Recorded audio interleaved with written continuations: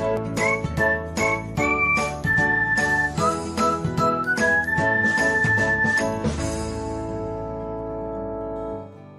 everyone, welcome back to another episode of Technologyglance. Today, in this video, I'm going to guide you through how you can turn off InterSend on WhatsApp Business. So, let's get started. Firstly, open WhatsApp Business app in your device. Then tap on three dots icon.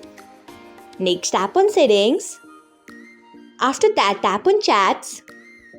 Next, you can see the option of InterSend. Turn off it by tapping on it. So, this is how you can turn off InterSend on WhatsApp Business. Thanks for watching. If you found this guide helpful, we would love it if you hit the thumbs up button below. We upload great new tech tutorials like this one every day.